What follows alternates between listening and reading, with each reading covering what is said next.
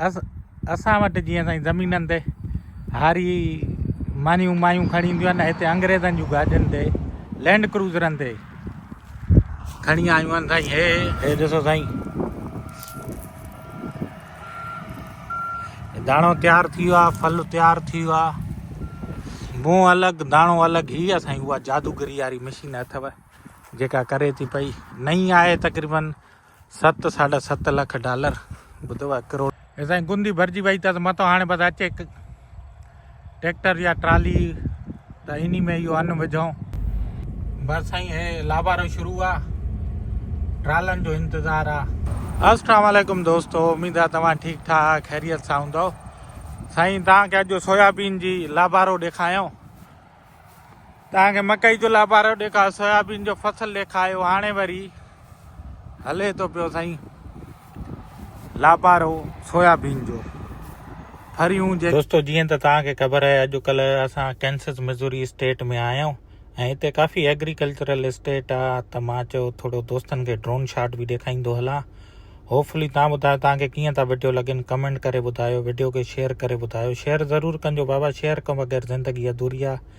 हे असां गाॾी में घुमूं था पिया, ड्रोन असांजी कढे ई कढे, ऐं तव्हां राइट लेफ्ट ॾिसो था, खॿे पासे को ज़मीन तयारु, फसल तयारु थी वियो आहे, जेको बग़ैर कंहिं नहरी पाणी जे निज़ाम या ट्यूबवेल खां बग़ैर बरसाती पाणी ते सॼो फसल थींदो आहे। अचो त अॻिते हलूं था पिया। फरियूं जेके तव्हांखे ॾेखारियूं आहिनि, थोरो हाणे बि ॾेखारे छॾिया। हे फसल तयारु थी वियो आहे, यको साईं, हे तक़रीबन आहे 1200 एकड़ जो लाट आहे। यको ईअं हल आहे पटो, तव्हांखे तकड़ में ॾेखारे छॾिया त इहे कहिड़ियूं फरियूं आहिनि। ओ हे साईं, हे ॾिसो था, हे फरियूं तयारु थी, फल तयारु थी वियो आहे। हे ॾिसो, हाणे इन मां अन्न कढूं था। हे ॾिसो साईं, दाणो तयारु थी वियो आहे, फल तयारु थी वियो आहे, लाबारो शुरू थी वियो आहे। इहो अन्न विझूं, उस्ताद लथो आहे। ऐं पोयों साईं हे ॾिसो भूं हिते न, हे ॾिसो भूआ खे पोयों कुतर अन्न कढी, हे ॾिसो अन्न कढी पोयों कुतर भूं करे इन ज़मीन में ई ईअं सम्झो भाण यूरिया जो कमु कंदो आहे। वाह वाह, पूरो साईं लाबारो शुरू आहे। अंचनि जेसि ताईं कंडे नर तव्हांखे अॻिते हली ॾेखारियां त साईं ॻाल्हायोसीं, चए हीअ मूंखे मुकादे ते ज़मीन मिलियल आहे, ॿुधव, हिन अमरावती आहे $200 फी एकड़, ॿुधव, ऐं चए थो पियो हितां जी ज़मीन पाणी ते बरसाती पाणी आहे कुदरती, बाक़ी को हो न आहे, न को ट्यूबवेल आहे, न को बीको आहे। बाक़ी चए $100 मुकादे ते खई आहे, पर इहा वेंदी $500-600 जो हे दाणा निकिरंदा आहिनि, $500-600 जा, ॿुधव, जंहिंमें ॿिज बि आहे, भाण बि आहे, हे मशीन जो ख़र्चो आहे। हीअ मशीन बि चए $7.5 लख जी आहे, 8 लख तक़रीबन नई।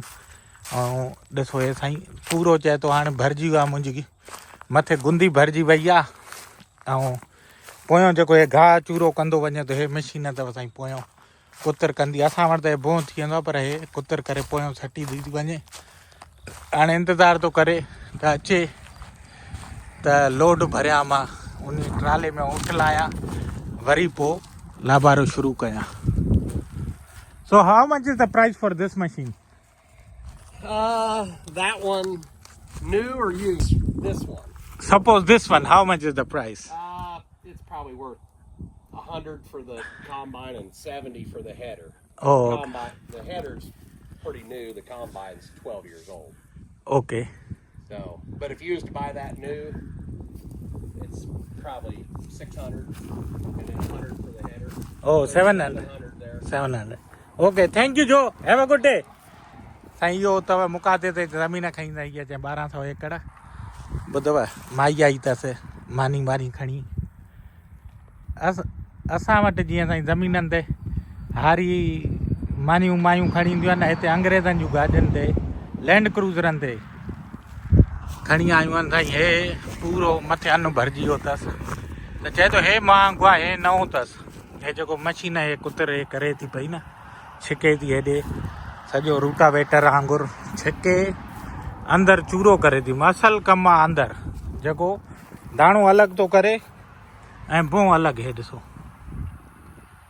बों अलॻि दाणो अलॻि हीअ असांजी उहा जादूगरी वारी मशीन अथव जेका करे थी पई नई आहे तक़रीबन 7.5 लख डॉलर ॿुधो आहे करोड़नि जी पर 12 साल पुराणी चए थो मशीन तक़रीबन $1.25 जी आहे ऐं 75,000 जो हे अॻियों जेको हारो चओ लाभारी वारी मशीन 1200 एकड़ त $100 फी एकड़ ते साल जो मुकादो 500-600 जा चए वञनि था पिया फी एकड़ ते पर चए थो बारिशुनि ते सॼो माल थिए थो पियो बस हलो दोस्तों पंहिंजो परिवारनि जो ख्यालु रखिजो जल्द मिलंदासीं जेसिताईं वीडियो खे शेयर करे छॾिजो अल्लाह हाफ़िज़।